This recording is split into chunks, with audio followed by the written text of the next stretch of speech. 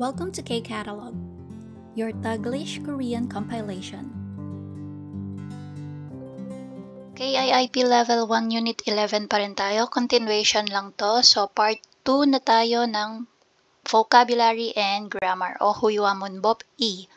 Sabi, 무슨 날이에요? What day is it? Okay? So, meron tayong mga example ng special days sa Korea dito sa picture natin. Tapos, 뭐라고 말해요? Ano daw yung mga sinasabi? So, say something, kumbaga. Ano yung mga sinasabi kapag ito yung araw? So, tingnan natin. Yung una, 어버이날. 어버이날 means Parents' Day.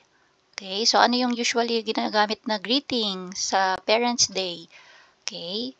So, sinasabi nila ay bumonim kamsahamnida. So, salamat po mga magulang. Yan. Bumonim magulang kamsahamnida. Thank you. Kailan yon? 5월 5일. Maliit lang yung calendar natin pero that's May 5. 5월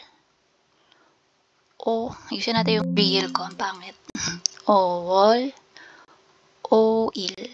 Ayan. So, May 5 is Parents' Day in Korea. So, wala silang Mother's Day or Father's Day. Pinag-isa na. Parents' Day. And that's May 5. Tapos, 스승이날. 스승이날. 스승이 means teacher. Okay. So, Teacher's Day. Ano naman ang sinasabi pag Teacher's Day? 선생님, 감사합니다. Ayan. Thank you daw kay teacher. And ito naman ay May 15. Tama ba? Double check ko lang ha. Malabo kasi yung ating So that's right, May 15. Malabo yung ating picture eh. So, 5월. Ay, niyan.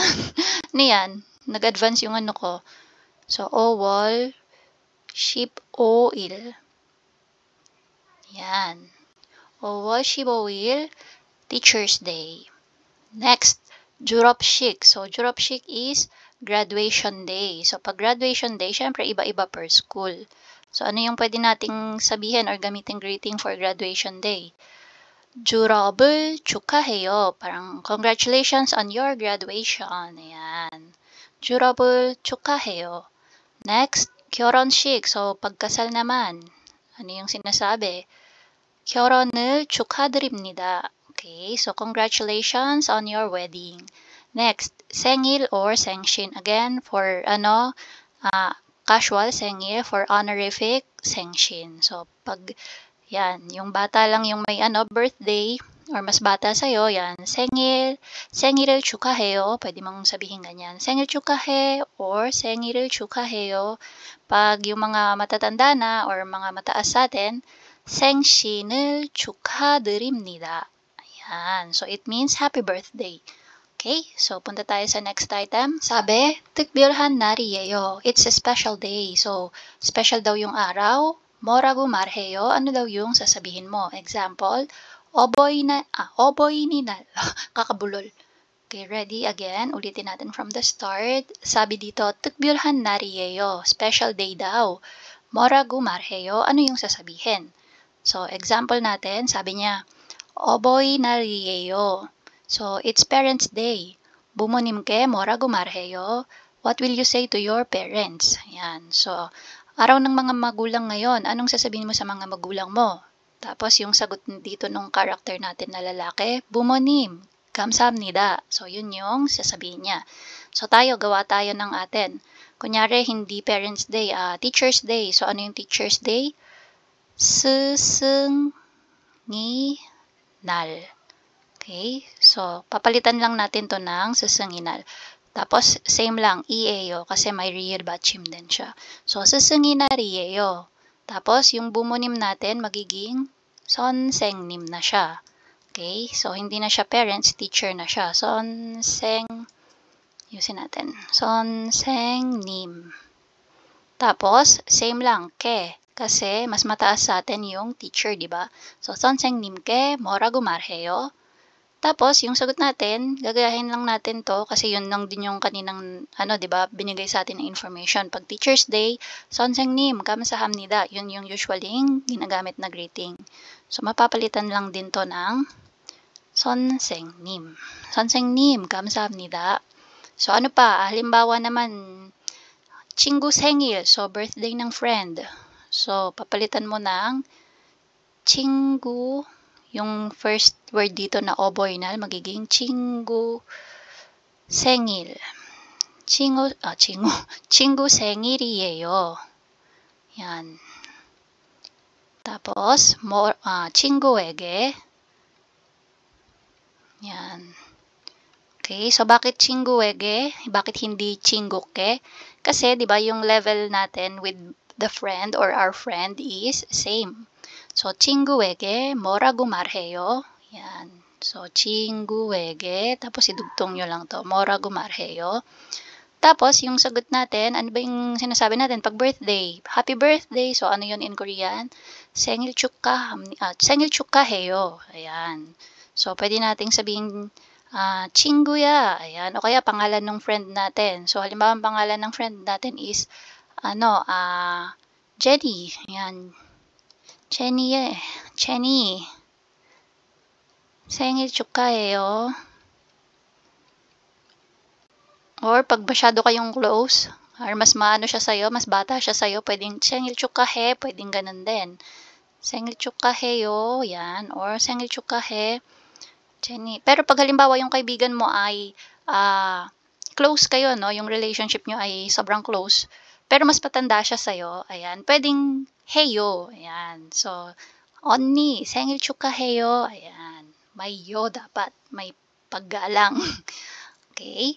So, yan yung ating vocabulary. So, punta tayo sa grammar number 2. For grammar, we have 동사 or verb plus 어주다. So, actually, hindi lang siya 어주다. 아주다, tsaka 해주다. Ayan. So, if ganito yung makikita nyo, automatic aalalahanin nyo yung rule natin kay ayo, oyo, heyo. Same sila. Pag nag-end sa a or o, yung ating vowel, ajuda.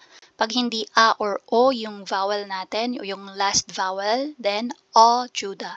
Tapos pag nag-end sa hada, yung ating dongsa or verb, or yung dudugtungan natin na salita, then automatic hejuda. So, kailan daw ginagamit yung grammar na to? Sabi, da른 사람을 위해서. So, 위해서 for. 다른 사람, other person. Tapos, 어떤 행동을 할 때. So, pag may gagawin ka daw isang bagay, okay, para sa ibang tao, then you're going to add ajuda or ojuda or hejuda dun sa verb mo or sa action word mo. So, tingnan natin example natin. So, nagbabasa ng libro si tatay, binabasahan niya yung kanyang anak na babae. So, sabi, 딸에게 책을 읽어줘요.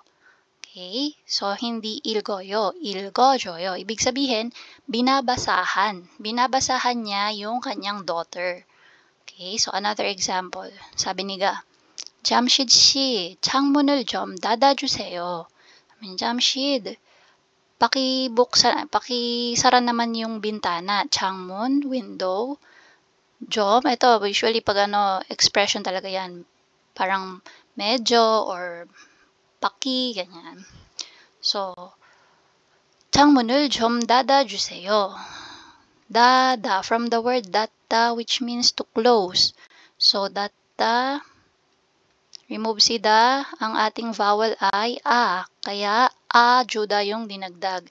And take note na pagdating kay Juda, pwede mo pa siyang i-transform sa iba't ibang form. Pwedeng present form, future form, past form. Okay, so in this case, present siya pero polite way. Okay, nakikiusap siya. So, sabi niya, 잠시 pakisara naman yung bintana. Sabi niya, 닫아주세요. So, yung doer ng action natin is si Jamshid. Tapos, anong ginawa niya para dun sa kausap niya? Isasara niya yung bintana. Yan. So, again, pag may action kang gagawin para sa ibang tao.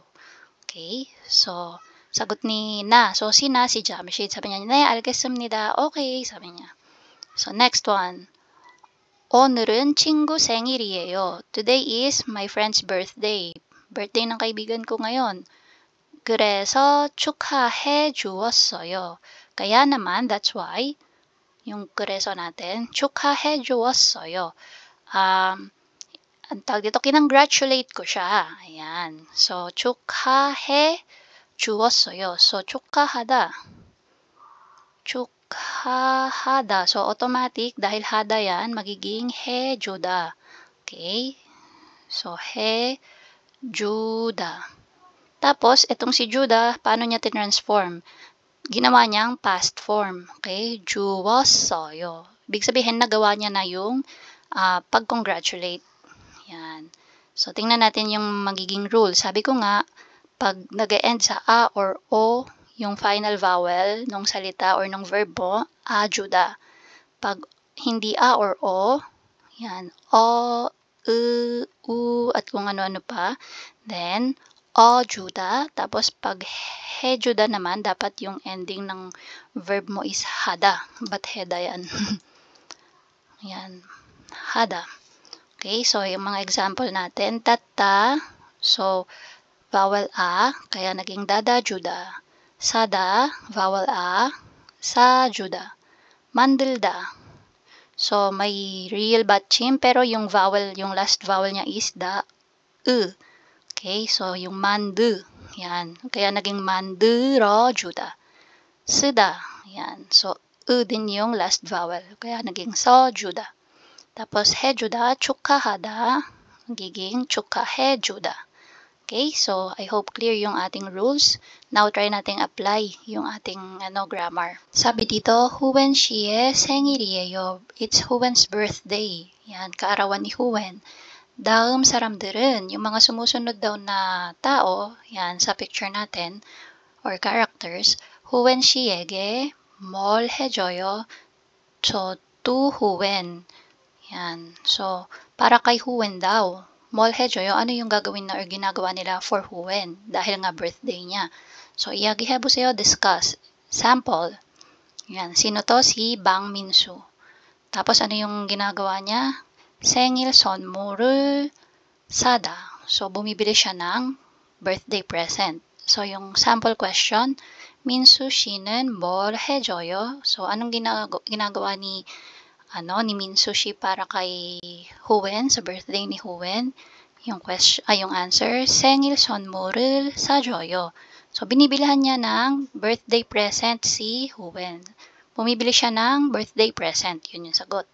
So, tayo, tingnan natin yung ibang characters. So, si Iring. So, yung question, pagpapalitan natin, yung name na lang yung iibahin. So, hindi na si Minsu, si Iring na. So, Iring 씨는 뭘 해줘요? Tapos, yung sagot natin, ito. 케이크를, so ito, 케이크를, so ito lang yung maiiba. Yung 만들다 magiging 만들어줘요.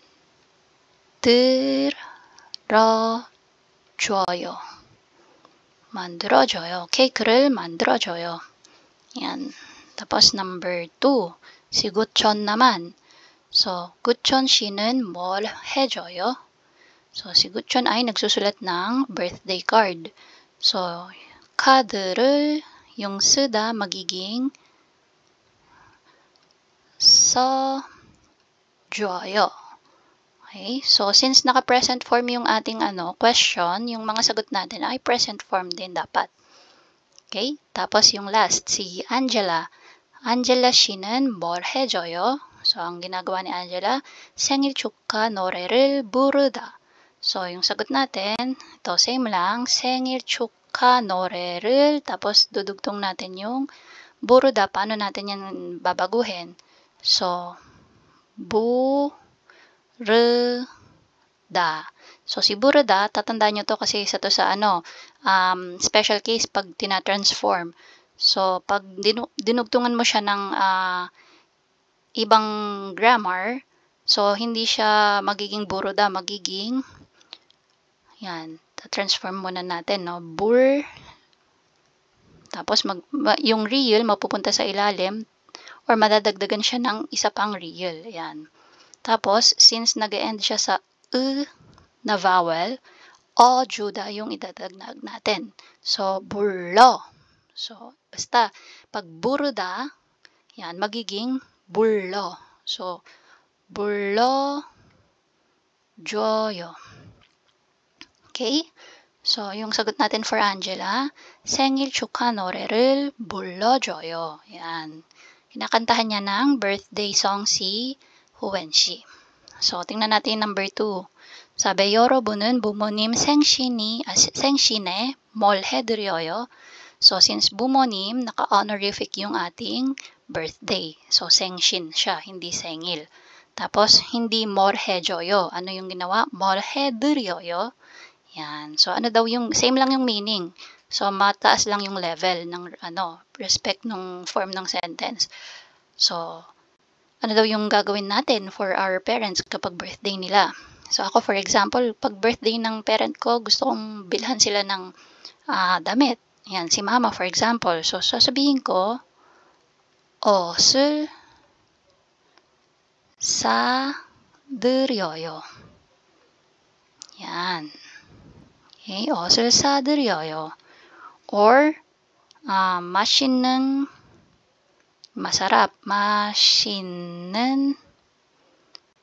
음식을 사드려요. Bibilang ko sila ng masarap na pagkain.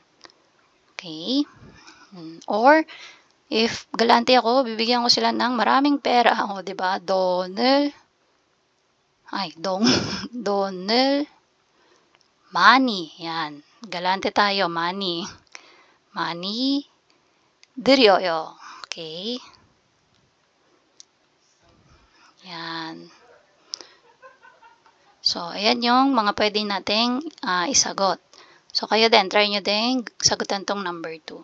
So, that's for our 동사 plus ajuda or ojuda or hejuda. Again, ginagamit mo to kapag yung action mo ay gagawin mo para sa ibang tao. Hindi ikaw yung magbe-benefit ng action na yon, yung ibang tao. Okay? So, yan. And that's it. If you find this video helpful, please hit the like, share, and subscribe button. So I still hope to see you in the upcoming videos, and again, thanks for watching.